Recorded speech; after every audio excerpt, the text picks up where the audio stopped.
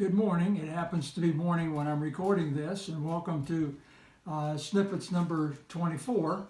My grandchildren are, I know you are experiencing the loss right now and the sadness of some of you, it's your mother, Cheryl. Others, it's your aunt, and we've lost a precious person in Cheryl. She loved Jesus, so we know where she's at. We haven't lost her. We know where she is, and we can go to be with her one of these days. So she's with grandmother. In fact, I have this little picture of when they were walking in front in the house when we lived on Kidd Street. Shirley was walking along with Cheryl, and hand in hand, I slipped out and took their picture. I can just imagine now that Cheryl is walked inside the gate of heaven, and Shirley, your grandma, was there to take her hand, and they took a trip through heaven, and probably still enjoying all the flowers because Cheryl enjoyed the flowers so much and all the peace. So we'll all face that moment in life one of these days, and we need to be prepared. The old timers used to say, have your bags packed and ready to go, and have all your spiritual business up to date. My mind has gone over a lot of memories this past few days, and as Cheryl was growing up in our home, when she was probably 5, I think, I remember out in the backyard, we had a clothesline, and we put a clothes rack, and we would build a tent for her and the kids, and we would throw a blanket over the clothesline and down over the clothes rack, and it made a nice tent. I think on that occasion, the twins were part of Cheryl's family. She was playing the dad, and so she took my army hat, which had a bill on it, and it came down over her ears, and she took my olive green fatigue shirt, and she put it on, and it came down over her hands and around down her feet. And then she had a lunch pail, and she was going off to work to take care of the family, which I think they were playing the part of the twins. And she remembered that, well, she knew that I took a lunch pail all the time to work because I like to eat quickly and then take a nice long nap. I had an hour at noon, and I just pop right back up, and done that for many years, my noon nap. So I remember her in that particular case where she was playing, and I thought, man, that's my girl. She's really enjoying life. And so I took it all in and just enjoyed the moment. I have a photo of her and her sisters, Cheryl, the twins, and then Randy on the end, all doing their goodnight prayers. Back then, they used to put up kids' hair, Shirley did anyway, in rollers, and put a hanky or something around it, and she was on the end all dressed up. We must have been going to church the next day because you didn't do that every night. I also remember that, get my right page here, also in this snippet, I want to bring up another memory, and that memory, all the kids, Randy and Cheryl, of course Cheryl is not with us, but the twins will remember, and we were headed towards Bradford. We were pastoring at Bradford, and I said the family because we would go and all the kids would join in and help put the area that we were renting into place so we could have church that morning. We would go early, and eventually the property became the church, and we built onto it, and it still exists today. But we were heading to this particular stoplight. Every time I come to this stoplight, I stop, and sometimes I think of what happened many, many years ago. They were discussing something in the car as we headed to South Street and coming to the light at College. they were discussing something, and I like to do little sermonettes for them. And they paused, and whatever they're talking about gave me the good opportunity to do a sermonette. And I remember Cheryl sitting behind me and the others, and they kind of all at the same time said, "Oh no, here we go again."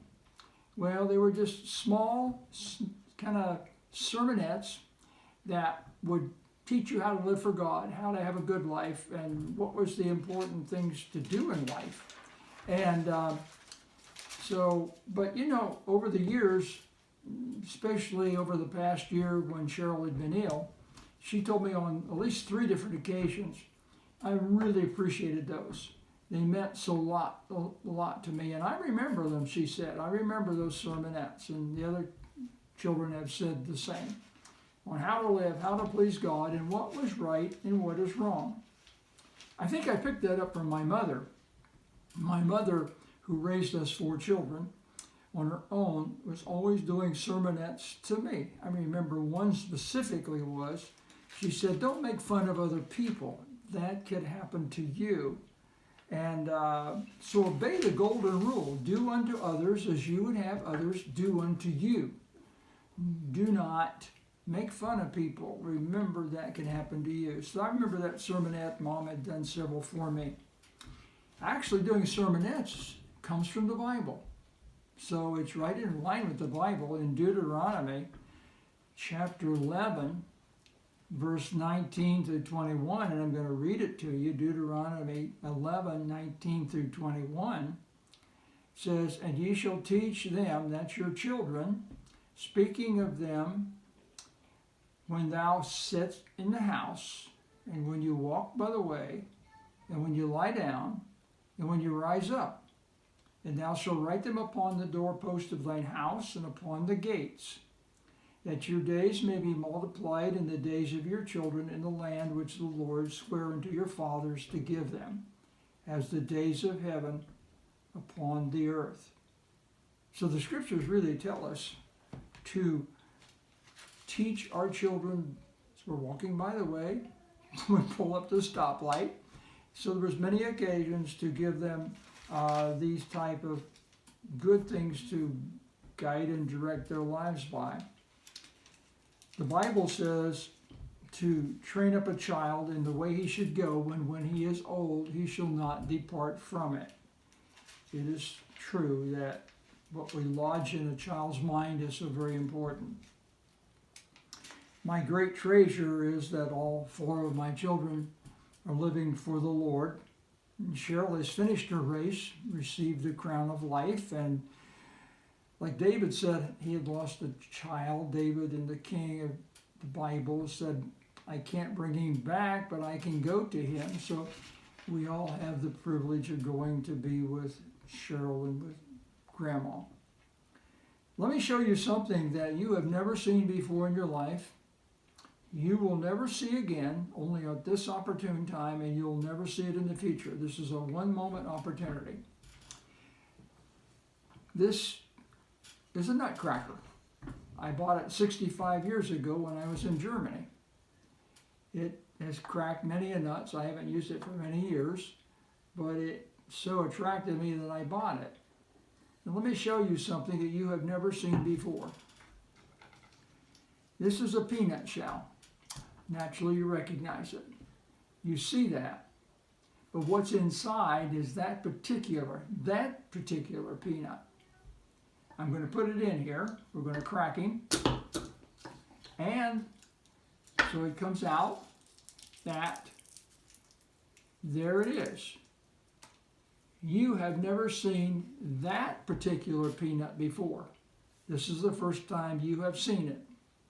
It'll be the last time, the very last time, because it is gone. Why did I do that?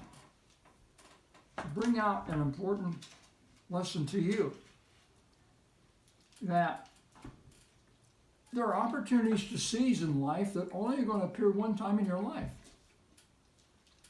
Things are only going to show up one time. It's like blowing bubbles, and then they kind of pop, disappear, and they're gone in the sunlight.